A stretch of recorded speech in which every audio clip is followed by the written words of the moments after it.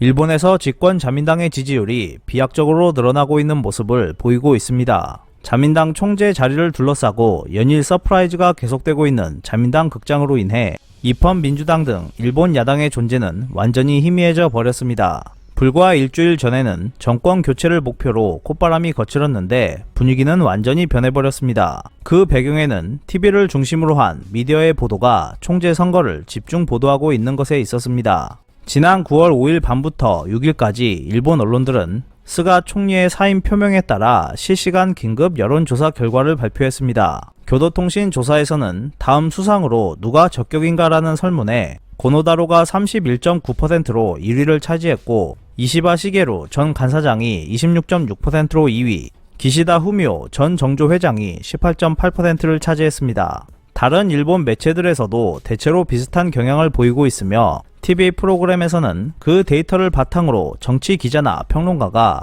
9월 29일에 치러지는 총재 선거의 향방을 논의하고 있습니다.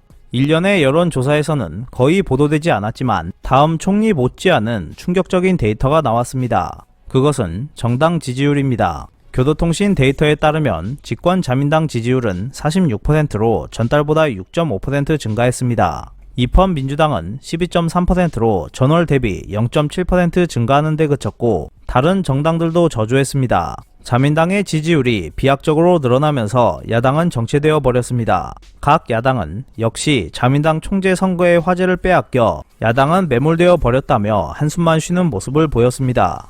입헌 민주당은 연일 이어지는 스가 총리의 헛발질과 자민당의 지지율 하락을 바탕으로 중요한 선거를 통해 정권 교체를 하려고 시도했습니다. 에다노 유키오 대표는 단독 과반을 목표로 한다고 말하기도 했습니다.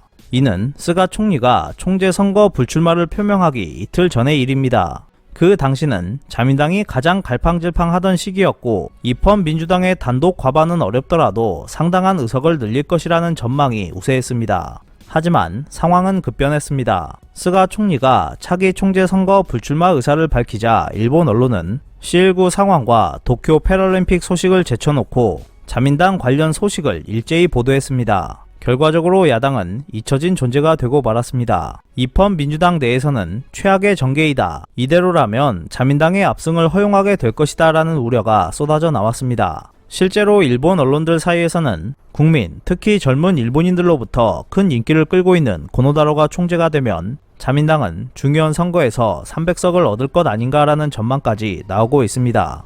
일본 야당은 어리석게도 전략적 오류를 범했습니다. 어쨌든 적은 스가 총리라고 단정하고 대책을 마련해 왔기 때문입니다. 스가는 임시국회를 열지 않고 중요한 해산을 모색하는 등 돌파구가 가득했습니다.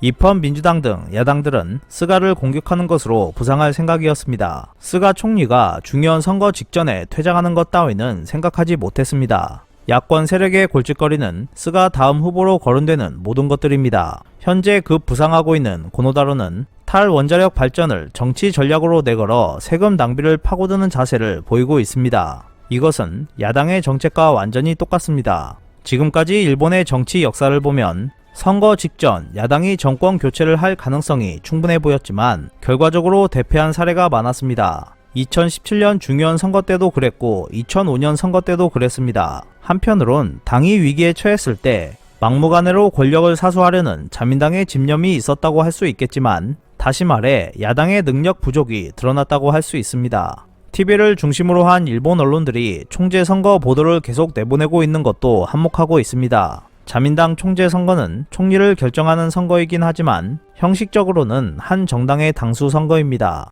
그렇기 때문에 공직선거법을 위반하는 것도 아니어서 정당이나 후보자의 형평성을 배려할 필요가 없습니다. 즉, 집권 자민당이 언론을 장악하고 있는 것인지는 모르겠지만 일본 언론들은 재미있는 것을 집중 보도하면 됩니다. 자민당의 비판적인 논조가 많은 것으로 알려진 일본 방송 TBS계의 썬데이 모닝에서는 지난 9월 5일 아오키 사토시가 C19 상황은 전혀 좋아지지 않았는데 언론을 중심으로 전국이 반전돼 버렸다고 지적했습니다. 또한 마스조의 요이치 전 도쿄지사는 스가 총리의 불출마 선언으로 언론과 세상은 자민당 총재 선거에 관심이 모아졌고 야당은 존재감이 없어졌다, 역시 스가는 자민당의 구세주다라고 말했습니다. 아이러니컬하게도 일본인들의 지지를 받지 못한 스가 총리가 물러나겠다고 선언함에 따라 집권 자민당은 기세를 회복하고 있습니다. 일본 야당은 정권 교체는커녕 예상 밖의 큰 고전을 면치 못할 것 같아 보이며, 이에 따라 일본에서 정권 교체라는 것은 없을 것으로 예상되고 있습니다. 오늘 준비한 소식은 여기까지입니다. 끝까지 시청해주셔서 감사합니다.